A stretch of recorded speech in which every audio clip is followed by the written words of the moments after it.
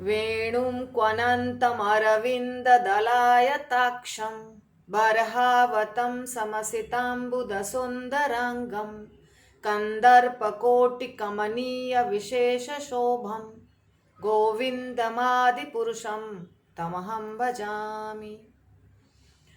तो ब्रह्मा जी ने गाया है इस श्लोक को। ये ब्रह्म संहिता से लिया गया है और इसमें भी भगवान का वर्णन है, पर भगवान के श्री विग्रह का वर्णन है। जैसे कि पिछले श्लोक में हमने भगवान के धाम का वर्णन देखा था और भगवान के ऐसे धाम में जो गोविंद भगवान रहते हैं उनको ब्रह्मा जी प्रणाम करते हैं।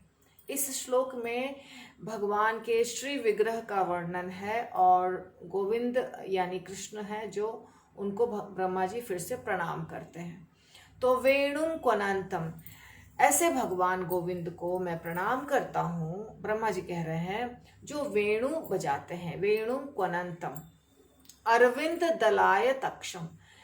अरविंद कमल के फूल का ही एक दूसरा नाम है। कमल का दूसरा नाम है अरविंद, और अरविंद दल यानी कमल के फूल की पंखुड़ी, अक्ष यानी आंखें।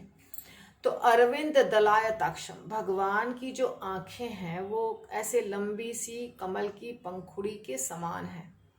भगवान के श्री अंग की तुलना अक्सर कमल से की जाती है। तो भगवान की जो आंखें हैं वो कमल दल के जैसी हैं। अरविंद दल, अरविंद दलायत अक्षम, अक्षम यानी आंखें, ये दोनों आंखें उनकी हो गई। और उसके बाद बर्हावतम समसिताम्बुद सुंदरांगम, वो अपने सिर पर उन्होंने मोर का पंख लगाया हुआ है। मोर के पंख को ही कहते हैं बरहा, बरहा। और उनके मस्तक का वो श्रृंगार है। भगवान को मोर की पंखुड़ी, मोर का पंख बहुत पसंद है। तो भगवान कृष्ण हमेशा मोर का पंख लगाते हैं अपने मुकुट पे या पगड़ी के ऊपर, या सिर्फ जो जूड़ा होता है उसके ऊपर भगवान लगाते हैं मोर का पंख। तो उनके मस्तक पर मोर का पंख सुसज्जित है। और उसके बाद कहते हैं उनके शरीर का रंग कैसा है? असित अम्बुद, नीले बादल के समान। बादल जो होते हैं, नए नए बादल, जो एकदम जो पहली बारिश वाला बादल, वो रंग है भगवान का। कभी कभी उसे नीला कहा जाता है, कभी श्याम वर्ण कहा जाता है। तो थोड़ा नीला और थोड़ा काला मिक्स्ड जो कलर होता है वो है भगवान के श्री अंग का कलर। तो यहाँ पे बता रहे हैं अम्बुद सुंदरांगम, असित अम्बुद सुंदरांगम, नीले बादलों के जैसा उनका सुंदर अंग है। और वो इतने सुंदर हैं, इतने सुंदर हैं कि कंदर्प कोटिकमनीय विशेष शुभम। कंदर्प यानी कामदेव। कामदेव को बहुत सुंदर माना जाता है क्योंकि कामदेव ऐसे होते हैं जो किसी को भी लुभा सकते हैं। उनकी सुंदरता इतनी ज़्यादा होती है कि उनसे सब लोग आकर्षित हो जाते हैं। पर यहाँ पे ऐसा वर्णन किया जा रहा है कि करोड़ों करोड़ों कामदेवों के को भी, मतलब उनके सुंदरता, करोड़ों कामदेव को यदि मिला दिया जाए तो वो जितना सुंदर होंगे उससे भी ज्यादा सुंदर भगवान कृष्ण हैं। तो करोड़ों कामदेवों को भी के सुंदरता को भी या उनको भी लुभाने वाली सुंदरता भगवान की है।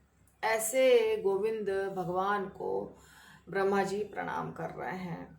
तो ये है भगवान की सुंदरता। कृष्ण की सुंदरता कितनी ज्यादा है अभी आप सोचिए। यदि जब हमारे यहाँ जन्माष्टमी मनाया जाता है, किसी और के बर्थडे पे उतना भीड़ देखा है जितना जन्माष्टमी पे आपने देखा है भीड़?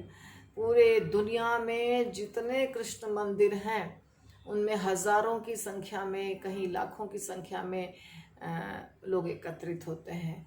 यदि आप द्वारका जाएंगे या वृंदावन तब तो लाखों की संख्या में, और दूसरे जगह जाएंगे तो हजारों की संख्या में। तो भगवान कृष्ण का रूप अतुलनीय है। कोई उसकी तुलना नहीं है, किसी से तुलना आप नहीं कर सकते हैं। उनकी सुंदरता इतनी ज़्यादा है। तो ब्रह्मा जी अपने शब्दों से इतना वर्णन कर रहे हैं कि ऐसे भगवान को हम प्रणाम करते हैं जो मोर का पंख लगाते हैं, जो जिनका रंग बादलों के जैसा नीला है, जो वेणु बजाते हैं, जिनके कमल के दल के जैसे जिनकी आंखें हैं, ऐसे भगवान को, गोविंद को हम प्रणाम करते हैं। उनका नाम बताते हैं गोविंद। गोविंद यानी जो गाय को आनंद देने वाले भगवान हैं। तो ये ब्रह्म संहिता का दूसरा श्लोक है। दूसरा यानी कि 5वें अध्याय का 30वां नंबर श्लोक है। 29वां था चिंतामणि प्रकर शब्दमसु कल्प वृक्षा। और इसके पहले हमने एक श्लोक बहुत पहले लिया था, ईश्वर परमः कृष्ण। तो मैं कोशिश करूंगी सारे श्लोकों को लेने की जो हम लोग अक्सर गाते हैं। हरि बोल।